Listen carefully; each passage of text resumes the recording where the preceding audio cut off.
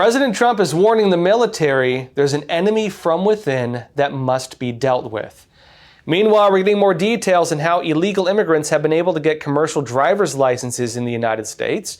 And on another topic, Americans could soon be getting much lower prices on prescription drugs, and you can buy these from a soon-to-come brand new website called Trump RX. I'll be going into these topics and a lot more today.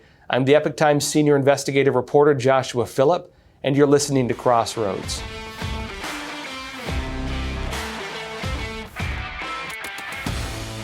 Welcome to Crossroads. First off, some breaking news. You might have seen it. The United States has now entered a partial government shutdown. Not total, partial. Basically what happened, Congress did not pass its ongoing spending bill. Democrats really blocked it. They accuse each other back and forth. The main arguments from Republicans is Democrats wanted things like free health care for illegal immigrants. Democrats said they want health care for everybody, including illegal immigrants. It's not just that. There's also other things. They wanted a lot more spending in other regards. As of now, the U.S. government, the federal government, is partially shut down. They go back to like essential services. And President Donald Trump is planning to use this. He's actually planning to leverage this for mass firings. They're calling it reduction in workforce, reduction in force operations. Trump has directed OPM, the Office of Personnel Management, to begin looking into, let's say, the necessity of many people within the federal government. On the other side of the aisle, Democrats are noting this may be a legal gray area for Trump. Well, they're saying it's illegal. They're actually preparing lawsuits to try to stop Trump from doing this during the shutdown, which they voted for, frankly. And it's going to be very interesting because there are bills that limit the ability of the President of the United States to take actions during a shutdown, including actually on executive orders. Trump does have some limitations on passing executive orders while there's a shutdown in place. And so it is going to be his focus, challenge or not, accusations or not, to try to reduce the size of government. Some are saying that if Trump can keep it shut down for roughly a month, they might be able to fire over 700,000 U.S. federal government employees. Will they do that? We don't know. But there are a lot of reports coming out saying basically that Trump is on the verge of carrying out the largest mass firing of federal government employees ever in history. Reduction in force operations. Now, another big topic, though, President Donald Trump recently spoke with the military, and the military, well, they've been facing a lot of reforms. Donald Trump told a gathering of top officers at a speech at the Department of War yesterday that there is an enemy within the United States, and he says it's, quote, no different than a foreign enemy, but more difficult in many ways because they don't wear uniforms, and that this threat must be dealt with before the problem gets too large. We've brought back the fundamental principle that defending the homeland is the military's first and most important priority. That's what it is.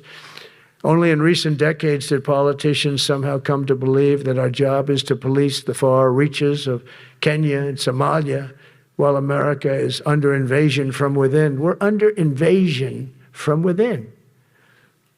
No different than a foreign enemy, but more difficult in many ways because they don't wear uniforms. At least when they're wearing a uniform, you can take them out. These people don't have uniforms. But we are under invasion from within. We're stopping it very quickly. After spending trillions of dollars defending the borders of foreign countries, with your help, we're defending the borders of our country from now on. Now, Trump also told the military leaders that if they don't like it, well, they're free to leave, basically. And also, Defense Secretary Pete Hegseth also came out, or Secretary of War Pete Hegseth, came out and also told all these top officers they're going to start having to reach yearly physical tests. They need to become fit. They have to be war-fighting capable, and that's the new culture of the military. Now, on the point of what's happening in the United States, though, Donald Trump talked about inner cities, and he said a big part of the domestic war now is going to be there. And by the way, the police also, fire department. I always put the fire department in because they're great. They're great. And I got 95% of their vote, too. That helps. when you get 95% of the vote, you always have to mention them. But they're great. And they're brave in our inner cities, which we're going to be talking about, because it's a big part of war now. It's a big part of war. But the firemen go up on ladders, and you have people shooting at them while they're up on ladders. I don't even know if anybody heard that. And I said, don't talk about it much, but I think you have to. Our firemen are incredible. They're up on one of these ladders that goes way up to the sky, rescuing people, and you have animals shooting at them, shooting bullets at firemen that are way up in death territory. You fall off that ladder, it's over. It's over. Now, back on the point of the so-called enemy from within, President Trump actually talked more during that speech. He noted a large part of this threat seems to be the challenge of mass illegal immigration. That is a big part of it, but it's not limited to that. Another part has been on the civil unrest and other problems with extremism. But it seems that the ones that are run by the radical left Democrats, what they've done to San Francisco, Chicago, New York, Los Angeles, they're very unsafe places, and we're going to straighten them out one by one. And this is going to be a major part for some of the people in this room. That's a war, too. It's a war from within. Controlling the physical territory of our border is essential to national security. We can't let these people in. You know, we had no people enter in the last 4 months, zero. Even I can't believe that. You know, we had millions coming in, pouring in. 25 million all told, and of those 25 million, many of them should never be in our country. They would take their worst people and their people from prisons and jail, and they'd put them in a caravan and they'd walk up. So how does the military tie into this? Well, we actually have seen Trump deploy the military to protect ICE agents and federal buildings. That was the deployment in Los Angeles. Right now, there's the military deployment in Portland. There was also the federalizing of Washington, D.C. Trump has some limits on the extent to which he can do it. D.C. is kind of extreme end because of the designation of Washington. But also Trump has now designated Antifa a major terrorist organization, which changes the game quite a bit. He also designated the cartels in several gangs, Tren de Aragua, MS-13, also as terrorist organizations. Keep in mind, these operate domestically as well within the United States. So you, by definition, have several terrorist groups operating within the United States, including in these inner cities, including in high crime areas, and including in the attacks on federal agents. Trump has also now signed an order to root out the problem of far-left extremism and civil unrest all across the country, even going after groups that fund them, even going after the NGOs, even going after the entire nexus of individuals, organizations, basically set up as the running shop to keep protests and so on the United States streets going. But in terms of Trump's statements, this isn't the first time actually we've heard him use language like this. Donald Trump actually was discussing these exact same things when he was on the campaign trail. This is during an interview back in October 2024 with Fox News Sunday Morning Futures. I think the bigger problem is the enemy from within, not even the people that have come in and destroying our country. By the way, totally destroying our country. The towns, the villages, they're being inundated. But I don't think they're the problem in terms of election day. I think the bigger problem are the people from within. We have some very bad people. We have some sick people, radical left lunatics. And I think they're and it should be very easily handled by, if necessary, by National Guard, or if really necessary, by the military, because they can't let that happen. Doesn't end there either. PBS noted at the time that Trump was using this term back in 2024. This is them, October 2024. They say Trump has repeatedly invoked the phrase, quote, enemy from within in recent speeches. Again, the exact phrase he's using right now, he was using on the campaign trail. It says on Saturday, 2024, he used it to refer to Representative Adam Schiff, Democrat of California, a prominent Trump critic who oversaw the congressional investigation that led to Trump's first impeachment. They say Schiff is now running for the Senate. Notably on that point, Trump seems to be going after Adam Schiff now as well. He's at least made public statements on that. He has now indicted, at least the administration has indicted James Comey, former FBI director. They're talking about going after a lot of other people. But it adds here, 2024, the former president and his advisors are developing plans to shift the military's priorities and resources even at a time, they say, when wars are raging in Europe and the Middle East. They say Trump's top priority in his platform, known as his Agenda 47, is to implement hardline measures at the U.S.-Mexico border by moving thousands of troops currently stationed overseas to that border, which he's currently doing, by the way. They say he's also pledging to declare war on cartels and deploy the Navy in a blockade that would board and inspect ships for fentanyl, which they're also doing as we speak. And they say Trump also said he will use the National Guard and possibly the military as part of the operation to deport millions of immigrants, they mean illegal aliens, who do not have permanent legal status, which he has not yet fully done. Which does raise some questions over the fact that, well, he's done everything else that he said he was going to do. Is he going to actually use the military for deportation operations? They are, to an extent, military planes, military bases are being used for it. The issue of using military officers or troops to go around going door to door trying to deport people, we haven't seen anything like that yet. The most they're doing right now is protecting ICE agents. Doesn't end there. A lot of other stuff going on. We're getting more details on how illegal immigrants have been able to get commercial driver's licenses in the United States. And this comes after the recent case where an illegal alien truck driver from India made an illegal U-turn on the Florida Turnpike and killed 3 people who just crashed into the back of his truck because he blocked the entire turnpike. Now, investigations were launched. We're now getting details on a scam that has been used by illegals to get CDLs, commercial driver's licenses. Red State says this. It says, on Friday, Secretary of Transportation Sean Duffy announced the results of a nationwide audit, because they wanted to find out how is this happening, of the trucking industry by the Federal Motor Carrier Safety Administration, the FMCSA. It says the audit focused on the agency's issuance of commercial driver's licenses, these CDLs. How are they getting them? Because as many governors noted, they cannot legally get them. Somebody gave it to them. Who was it? They say these allow truck drivers to travel America's roadways. And it says the results of this audit will definitely make you think the next time you enter the on-ramp of the interstate, because it says Sean Duffy also stated that the Transportation Department would be announcing, quote, emergency action to greatly restrict eligibility for commercial learners permits, CLPs, and CDLs. The audit showed, it says, that in some cases, states issued CDLs that did not expire for months and even years beyond the driver's lawful presence in the country, meaning they come here to visit, they give them a CDL that expires several years after their visit ends. They say an obvious incentive for that illegal immigrant to stay in the country. They say in other cases, states failed to verify the driver's immigration status entirely. Some states would argue that they're not legally allowed to ask people's migration status. Are you an American citizen? Well, you can't legally ask me in some states. And so they've been giving them to basically everybody passing their test, whatever that may be.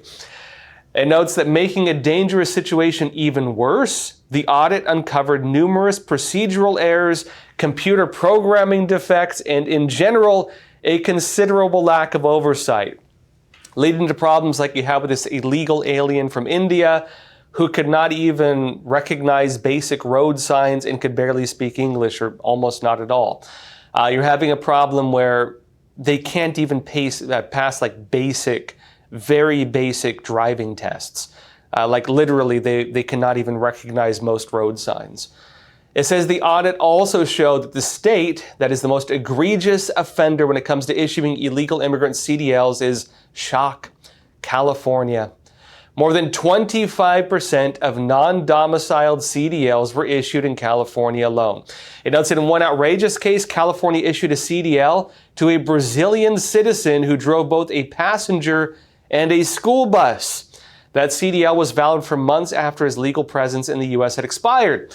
And it says Duffy is now bringing the hammer down on California, which is required to immediately pause any issuing of non-domiciled CDLs, identify all unexpired non-domiciled CDLs that are not in compliance with FMCSA regulations, and revoke the reissue those non-compliant, non-domiciled CDLs if they comply with new federal requirements. Meaning, They can't give out any more like this. They need to find out which ones they have given out and canceled them.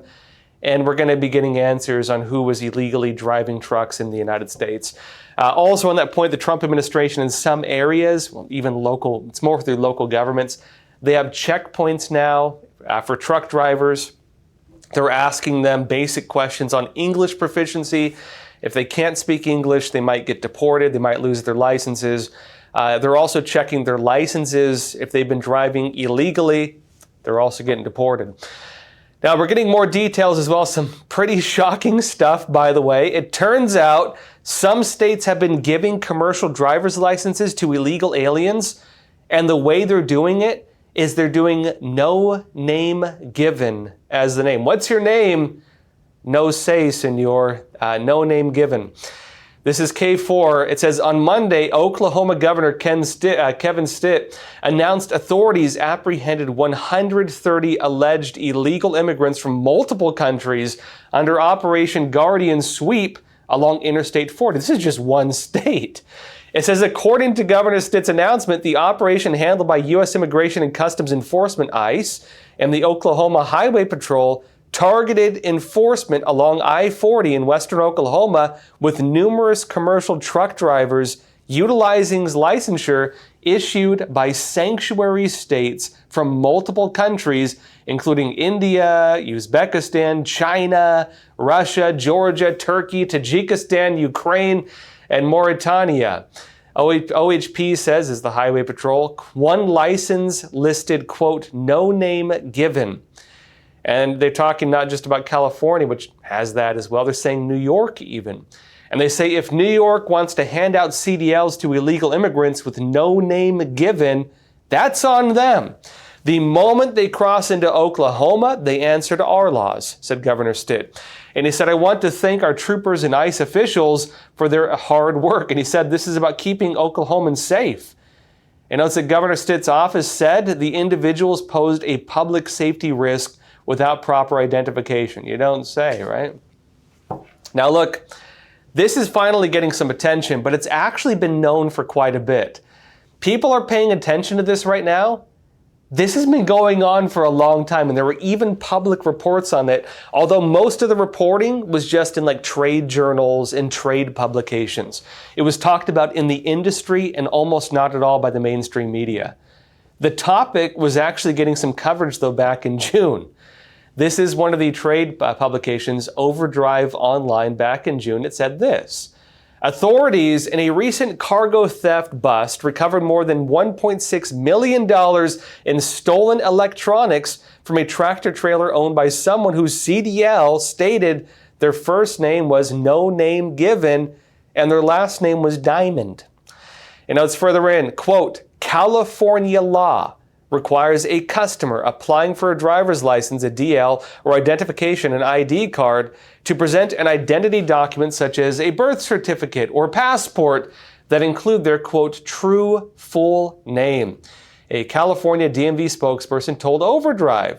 And they say, quote, the DMV will enter the customer's name as indicated on the identity document. If no name given is listed in the first name field in the identity document, the DMV will enter no name given as the first name for the DL/ID card.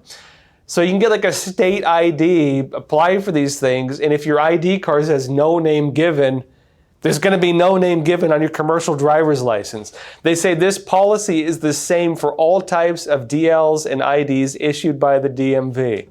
Apparently, this is like the entire DMV there.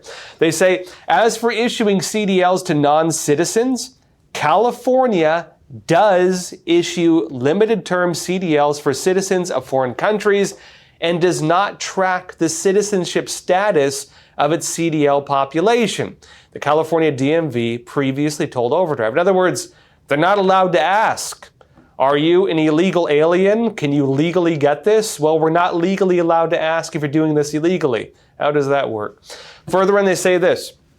Additionally, applicants for licenses with the California DMV, including real IDs, can submit a wide range of documents, including things like photocopies of cell phone bills, letters from any shelter, these illegal alien shelters or otherwise, nonprofits, employers, faith-based organizations, or government within the United States attesting that the applicant is a resident of California, meaning they can basically get documents from anything to claim that their name is whatever they want it to be. And even if no name is given, then that's taken as valid somehow. It says a September 20, and how do you have an ID that doesn't identify you? Isn't the purpose of an ID to identify you? If the ID does not identify you, then what's the purpose of an ID? It says this, a September 2022 bill signed into law by California Governor Gavin Newsom also hopes to expand ID access to all, including undocumented immigrants, meaning illegal aliens, and those who can't or won't prove legal status by 2027. So if you're an illegal alien, if you just choose to not say whether you're here legally, you've basically been protected since 2022 in California. It says the DMV spokesperson said California's licensing practices meet federal standards. At least they used to. That's all changing now. Now, like on another topic, President Trump has been working to lower the cost of drugs, all these pharmaceuticals, and this included his policies to give Americans most favored nation trading status in drug prices. Mainly just applied to first world countries. So if a country in Europe gives let's say 200% cheaper drug prices to their people than they do in the United States, then America has to we basically have to get the same prices here. The argument is that Americans have basically been bankrolling low prices on pharmaceuticals for most of the world. Not even just like the developing world, but even like Western Europe. We've been paying for their socialized medicine policies. We've been paying for the low cost of drugs in Canada. Americans have been paying for the world to get cheap medical care. That's going to change now. Donald Trump made an announcement that Pfizer is now the first one on board. And this is a new program. And what it's going to do, basically, these lower priced drugs are now going to be available on a brand new website, and it's going to be called Trump RX. Epoch Times said this, President Donald Trump on September 30th announced a deal with Pfizer that features the pharmaceutical manufacturer agreeing to offer some of its drugs to consumers at reduced prices. Importantly, it's not everything. This is the start of it. We'll see if other ones get on board. But they say this, quote, this will save American taxpayers and consumers hundreds of millions of dollars a year, Trump said at the White House in Washington. And they had, quote, today is about another promise made by President Trump and another promise kept by President Trump, Health Secretary Robert F. Kennedy Jr. added later on. And it said drug makers have for years charged Americans more than people in other countries. Trump, in an executive order in May, directed manufacturers to sell drugs to Americans at the lower price found in other developed nations. Meaning, we're still going to basically be bankrolling cheap pharmaceuticals for like third world countries, which is like, unfortunately, most of the world by definition. But developed nations, they've been getting cheap drugs on the backs of Americans as well. We've been basically paying their bills. It seems that Americans shouldering the cost of living for like most of the world is just normal for some reason. And that's changing a little bit. It's not totally changed, but changing some. They say this, Pfizer is the first manufacturer to reach an agreement. Trump praised Pfizer CEO Albert Bourla, who was standing nearby, and said, quote, he's doing the right thing. Trump also said the administration is working to secure similar deals with other major manufacturers. Meaning, you're not going to get like these lower priced pharmaceuticals on every single drug you need, but they're going to give you some, and they're working on getting the others on board. It is complicated because Trump did sign an executive order, and he's using some forms of pressure to force these companies to basically implement these policies. Pfizer's the first one. They're not doing it entirely, but they're the first one on board. That will probably become more so as their competitors get on board with it and the playing field is balanced a little more. But it says the discounted drugs will be available through a new government-run website called Trump RX, officials said. And this brand new website will offer drugs at prices 80% lower than the prices at which they're available today, officials said. Why are they calling it Trump RX? You can ask Trump that. But I'd say part of it is because he wants credit for it. Remember, Obamacare, technically called the Affordable Care Act, has been a thing. Obama obviously gets credit for that, whether you like it or not. And also, there's been disagreements on how effective it actually is. A lot of people say it was designed to fail because they wanted to replace it with single-payer health care. And it was regarded as a first step towards that, even when they were passing it. In terms of Trump RX, this is important because remember, during Trump's first term in office, he actually did negotiate lower prices of drugs, things like lower prices for insulin. That was a big one. After Trump left office, the first time Biden came in, the Biden administration took credit for a lot of what Trump had done. And it was mostly the media doing that. The media were talking about lower prices of drugs. Trump came out and said, hey, I was the one who negotiated that. And Trump didn't get credit for it. So now having Trump's name on the actual website, it's going to give him credit for it. You can argue why that's necessary, but again, you can ask Trump that one. It said this as well, though. Pfizer said it would offer drugs its savings up to 85% off with an average of 50% off.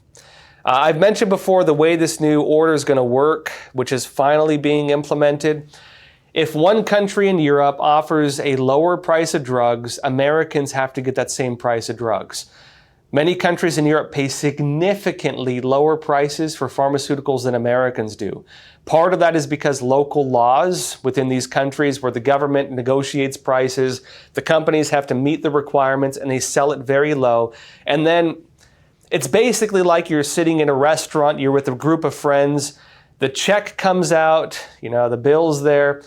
Everyone throws in $5 and you throw in $90 because you're picking up the slack. That's what America's been doing with these countries on the prices of drugs. The drugs cost a certain amount, at least, you can argue with the companies themselves and whether that's actually necessary. Research and development, other things, a lot on marketing. Americans pay the bulk of it. Other countries pick up like the pennies, basically. The way this is going to happen now is it's going to balance out. And so it's not going to be like we pay the lowest price of drugs in all of Europe.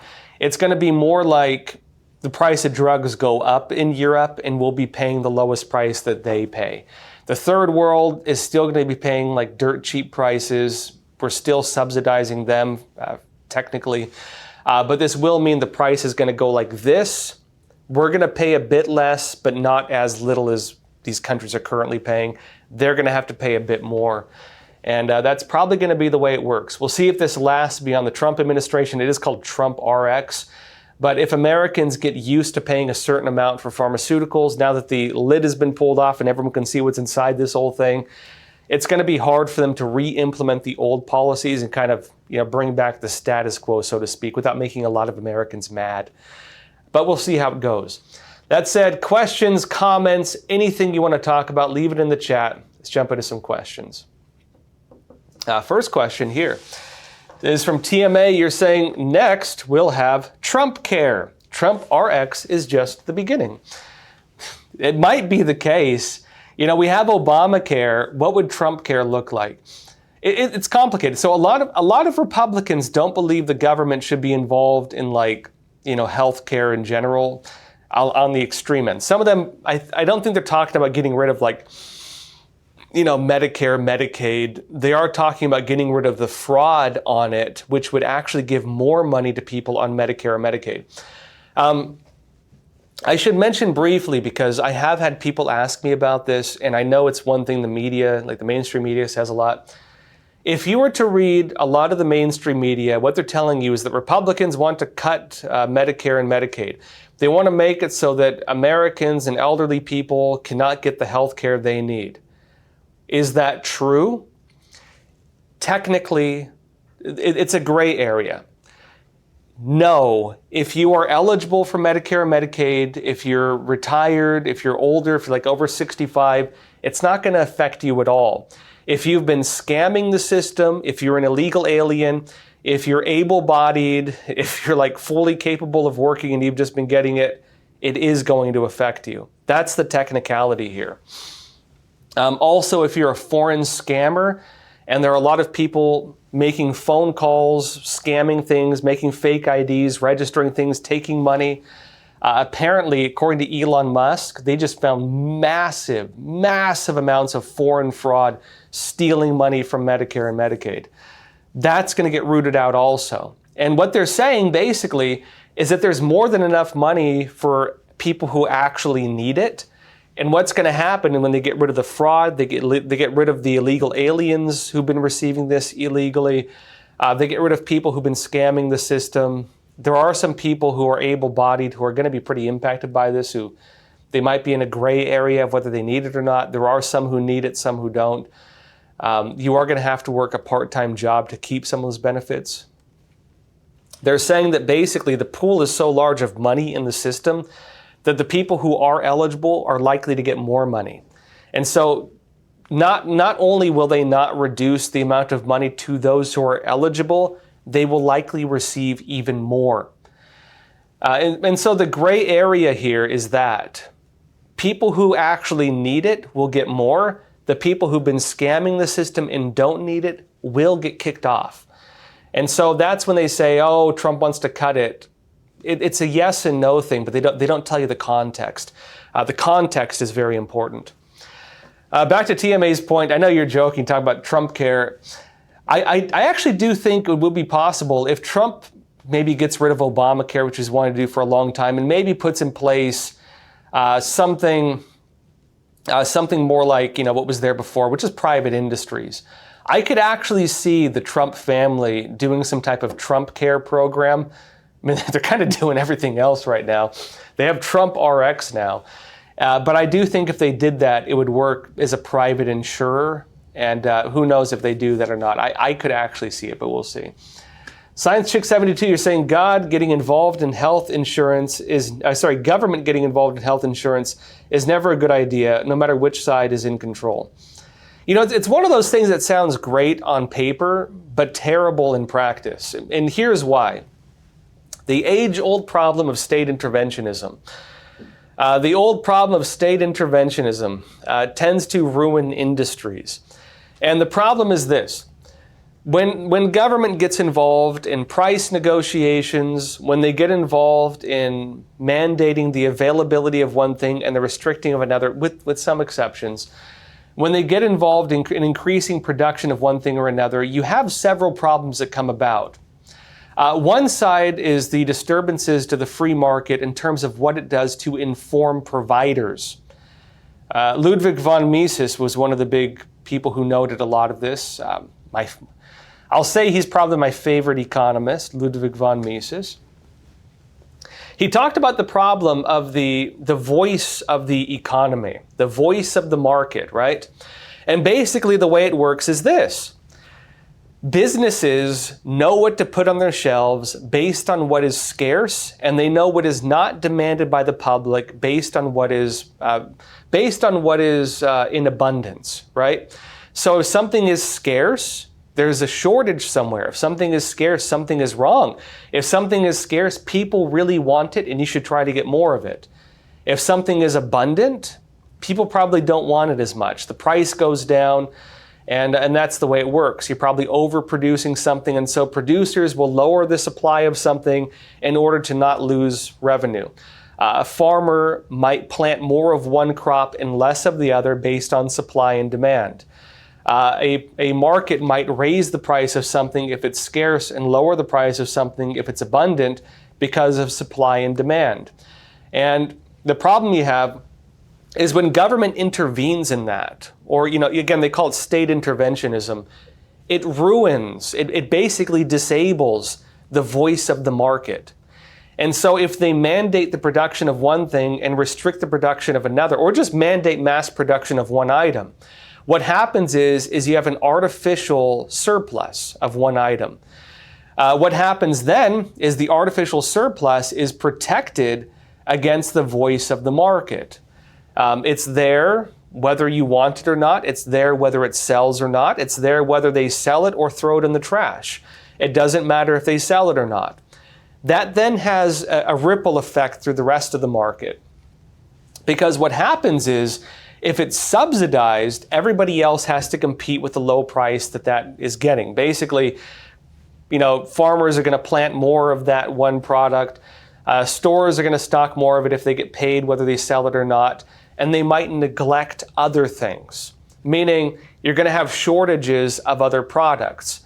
It also makes it so that it's almost impossible in some instances, if it's an industry that gets the subsidy, it becomes impossible for smaller businesses to compete with that industry. So you have essentially the formation of a monopoly. This is how you have massive monopolies come about that just crush all their competitors. This is how you end up with stores that just have tons of one thing, throwing it away, and there's a scarcity of the things that people actually want. This is how you end up with scarcity and waste. And it's also how you end up in some cases with even things like famines and stuff, to the extreme extent that you've seen under communist regimes.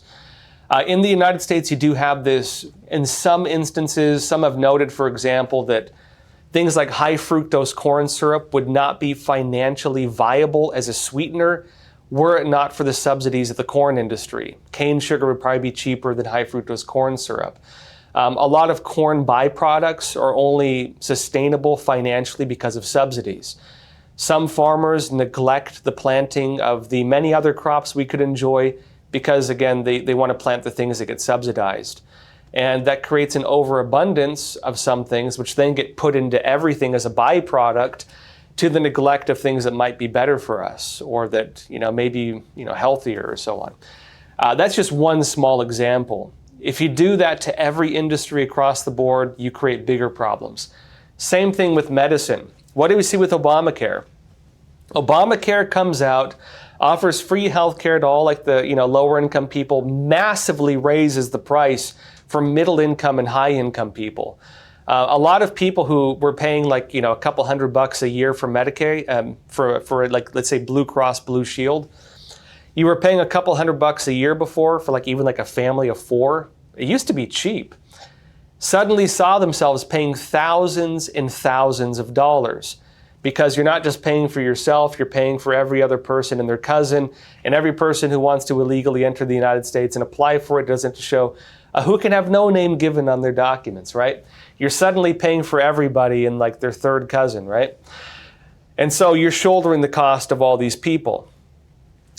It had a huge impact, again, a ripple effect across the entire industry. Because, again, you have a subsidized piece of it, and then you have the free market piece of it needing to compete and deal with the subsidized piece of it. And so it did result in, free healthcare for some people, but extremely expensive, crippling expensive healthcare for a lot of other people, and mostly hardworking average Americans. That was the effect of it, basically. Let's see, New Life Forward 2018, you're saying, imagine how many illegals have legal documentation as another person that will never get caught. It's a lot of that. They even do it openly in some places.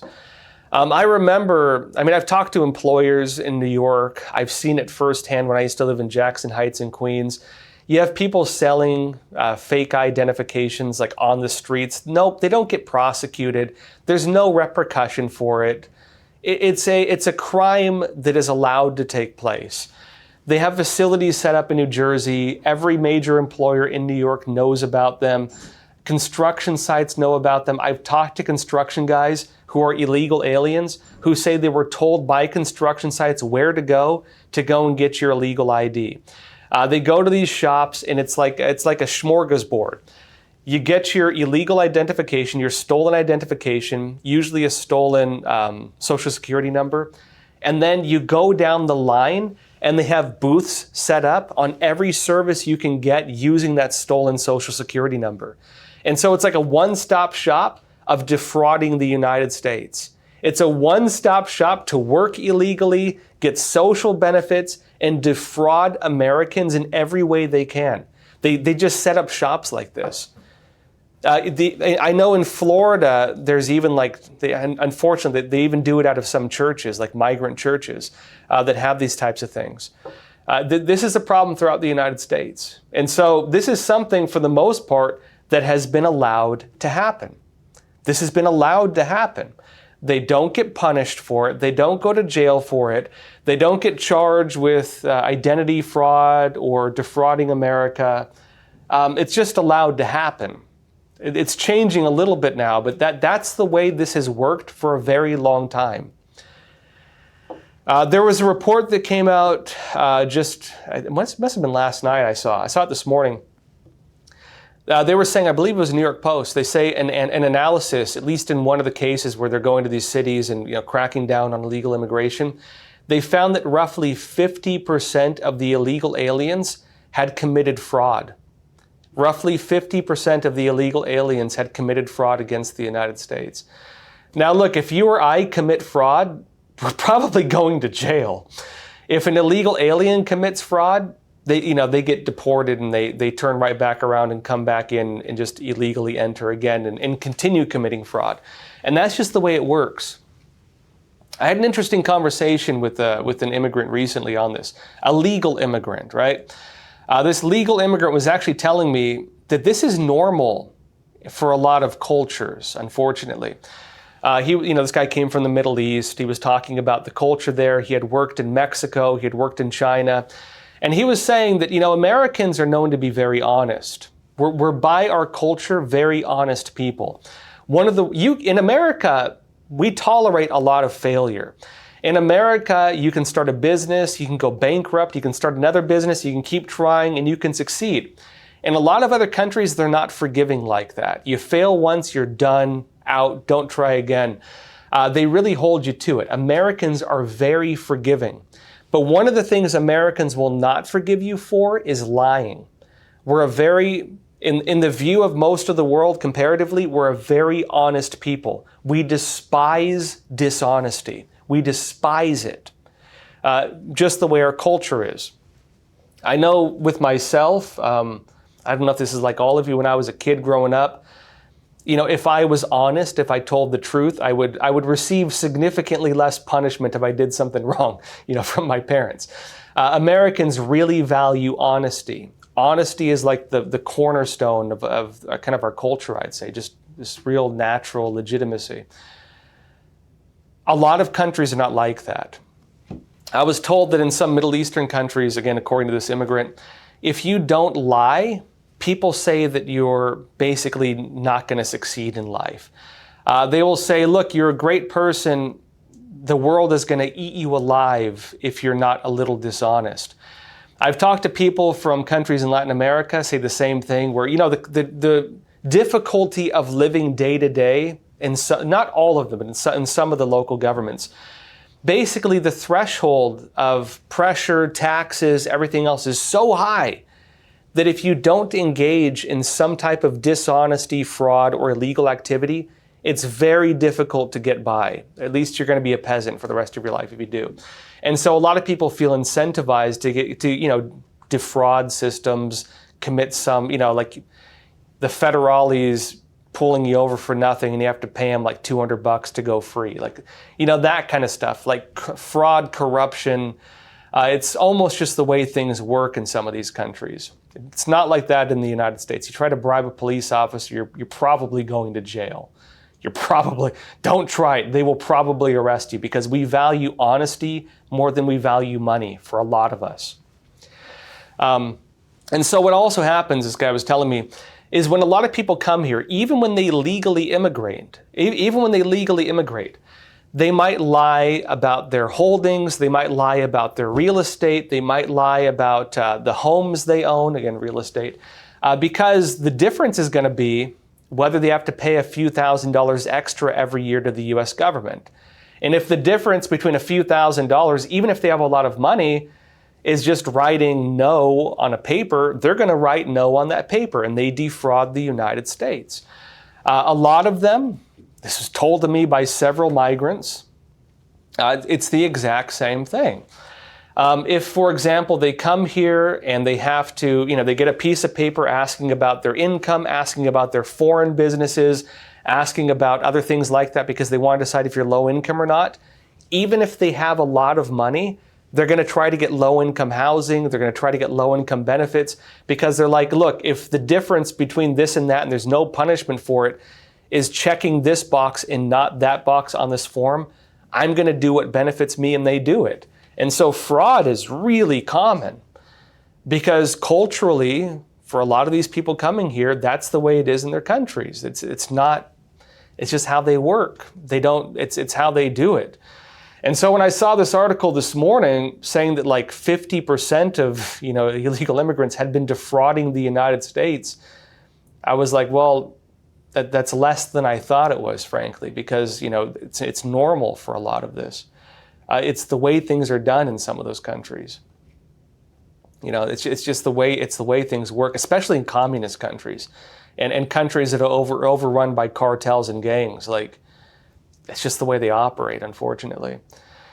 Not saying there are not a lot of honest people, because they are. On the other side, you could say 50% are honest. That's pretty dang good too, hey, right? TZ Burton, you're saying part of the commercial drivers scam is caused by the trucking industry itself, companies wanting cheap foreign labor. That's true. And that's the other big part of it.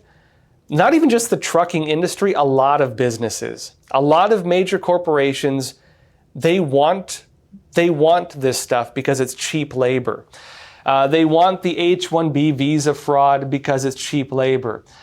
They want the CDL licenses because it's cheap labor. They want this stuff. They want illegal alien workers at the construction sites because it's cheap labor. That's the way it works. A lot of the restaurant wants the illegal alien work in the kitchen because it's cheap labor.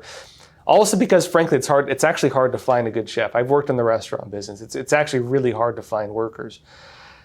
And so that's the way it works, right? In terms of the trucking industry, if you folks watch Primetime, which I'm going to be on again this week. I was on vacation for a week, and then I was in California doing some speaking events. I'll be on Primetime this week on Friday, so tune in. We've had some interesting discussions about this around the trucking industry, and one thing, I think Roman brought it up, is that so with these trucking companies, what they'll do is they'll have contractors. Basically, they'll have companies that do contracts, and they contract drivers to companies, and they do that for legal protection. So the trucking company wants to get cheap labor, cheap foreign labor. The problem is if they hire like an illegal alien from India who can't recognize a street sign and doesn't read English, he's going to be a liability. If he makes a U-turn on a Florida turnpike and kills 3 people, the company's going to get sued. You know what I mean? Like, they can't have that. So what they do is they set up these like chop shops. There are companies that set up corporations, and these corporations, because anybody who's worked in business knows that you can use corporations for legal protection. I'll get into that in a sec. But basically, they set up these chop shops. They hire the illegal aliens, and then they contract them through this company to this company. And so these companies, if they get sued, like if the guy goes and kills a bunch of people because of a car accident, the corporation gets sued, not this company. Corporation might have 0 assets. They just fold the corporation, or if it's not a lot of money, pay it, and start a new one. There's a very dirty business around corporations. And the way, I'm not talking about businesses themselves, but the way the laws work around legal protections for corporations. And I know it's mixed. Like, I've been told, like, hey, you should register a corporation and put your car as an asset of the corporation. Or you register a corporation and you put like certain assets under it so that they're legally protected and so on. There's cases, for example, of people who've registered corporations, put their cars under the corporation. They get in a car accident, they get sued. The car is under the corporation, so the lawsuit only impacts the corporation, and they can fold the corporation. The corporation has no assets other than the car, and so they can't sue you for additional resources. Like, there's all kinds of stuff like that. For businesses, they do the same thing.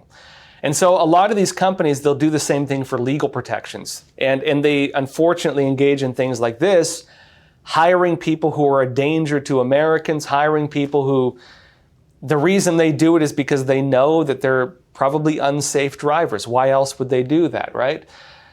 They're kind of knowingly doing that to cut costs, and it does put Americans at risk. It's an unfortunate reality.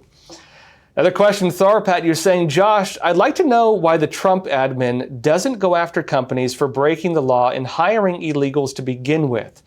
Seems like that would be like cutting the head off the snake, so to speak. I've heard a lot of analysis on this. I mean, look, your take is as good as mine. I can tell you my opinion because they don't come out and say this part. It used to be illegal in the United States to hire an illegal alien. If you were a business and you hired an illegal alien, you would face charges. You faced fines. You faced like actual criminal charges. Illegal payments, fraud, whatever else, in order to give them status when they don't have it, right? You could actually face a lot of repercussions. And so businesses are incentivized to make sure the people they hire are legally allowed to work in the country. They changed that, right? Now they have it so businesses cannot do that. Some businesses were punished for it. Does anybody remember during the Biden administration when Elon Musk was facing criminal charges, lawsuits, because his company, SpaceX, was not hiring illegal aliens?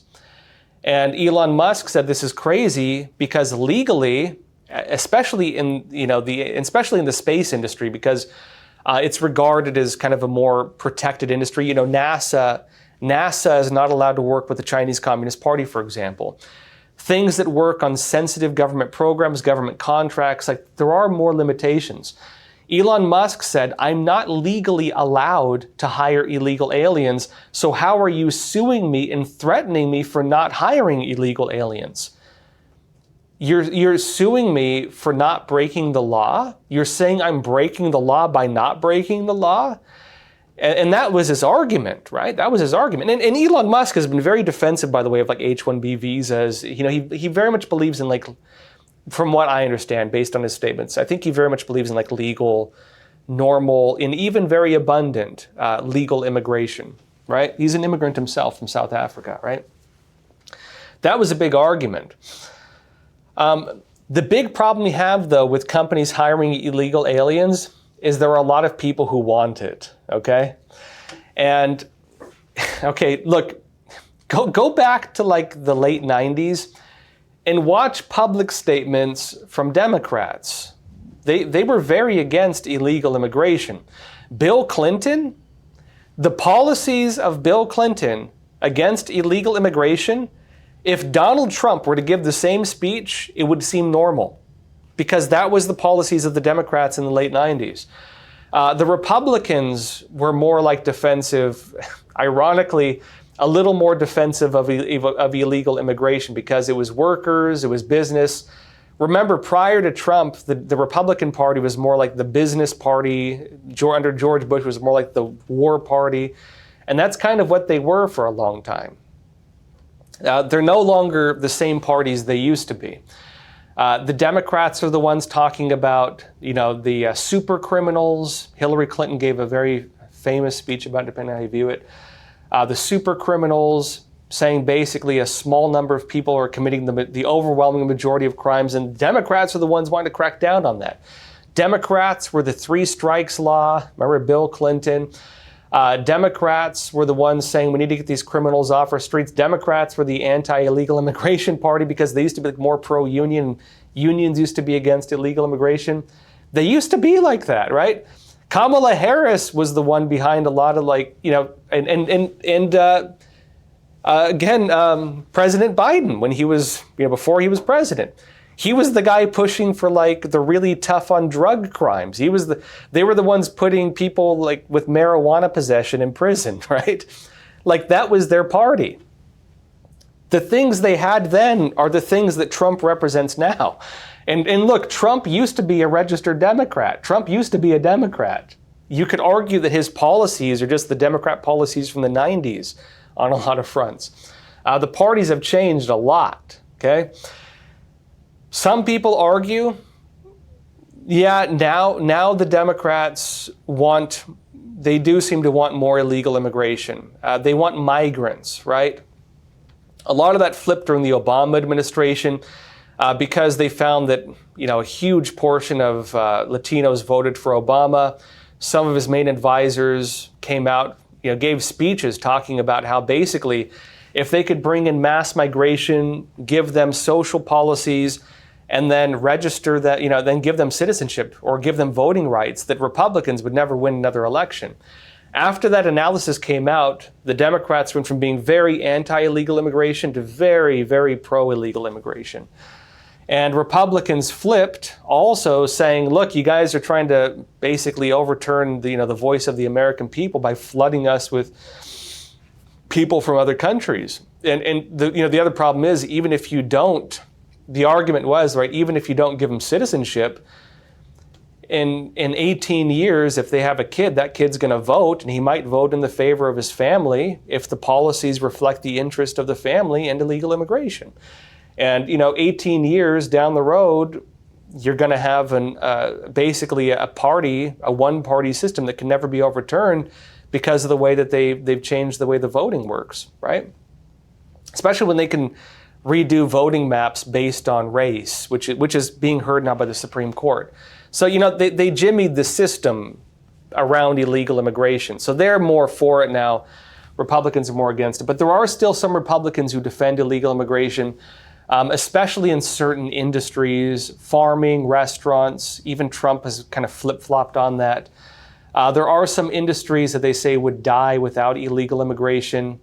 And I think that's why Trump is not going so far, is actually, meting out criminal charges against businesses that hire illegal immigrants. There is still a bit of a gray area that they're not really wanting to say on the surface. Another question, Ignatius D, you're saying macroeconomics should be a mandatory high school curriculum. Then people will understand socialism is never and will never work. Yeah. Imagine if those kids knew proper math and they could do the math. Imagine if kids knew about debt and finances and knew better than to get into debt traps. I was lucky as a kid. My dad made me read economics books as a kid. My dad made me read The Richest, The Richest Dad in Babylon, was it? The Richest Man in Babylon. He made me read like some financial literacy books. He told me never spend money you don't have, never go into debt. And the way I've always worked, I've only ever bought used cars. I don't buy new cars. I'm not going to go into debt to buy a dang car. It's just me. I never took out student loans. I went to community college. I went to 3 actually. I've never wanted to get into debt. The idea of going into debt is almost unthinkable to me. And if I do go into debt, I will use every dollar I make to get out of debt as quickly as possible. I will live on a very meager budget to get out of debt. That's just the way I work. I hate being in debt. I cannot stand being in debt. If I owe somebody money, I will pay them back as quickly as I possibly can because I do not like being in debt. And that's just the way I was raised. Because I know about interest rates. I know that some people spend their whole lives paying interest rates and never even pay their debt. I regard this as like a form of even pseudo-slavery. I don't like it. I'm a person who deeply, deeply values freedom. And the feeling that I don't have freedom is like the worst thing in the world for me. I can't function like that. I do think that if kids had better literacy over these things, they would be less apt to get themselves into debt. And I believe that if they were less interested in that, the market would correct itself to probably, do better in terms of, maybe not having really predatory interest rates and like college loans and everything else. If people don't take it, people are not going to sell it. And if people don't sell it, they're going to have to rethink the market and provide something better.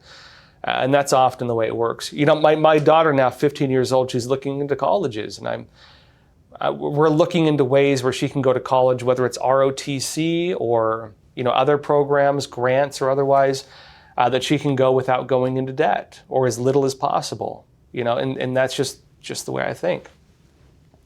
The problem you have with economics, though, is you have a lot of different schools of economics. In my personal take, I believe the Austrian school of economics is the only viable one.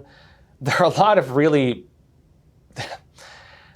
I'm just going to say it. There are a lot of really stupid economic systems that if you break them down, they don't make sense. And a lot, like you could say Marx had an economic theory. Obviously, it doesn't work, but there are people who teach that. And so kids go to college and they're learning like Marxist education and stuff like that, and they think that's like how the markets work. Could you have a school system that only taught Austrian economics? I think that'd be fantastic. If people only read Austrian economics, I think or at least kids are educated on it. That'd be great. I think it is the most observably accurate form of economics. I believe it's the one that has stood the test of time. I believe it's the one that's been proven right over and over again as we watch stupid socialist systems collapse on themselves because it doesn't work. And they keep saying, you did it wrong, let's try it again, and it keeps not working. I think that when they learn to stop falling in that exact same hole, doing the same thing over and over again, and realize, hey, maybe I'll walk around this hole instead of falling into it this time.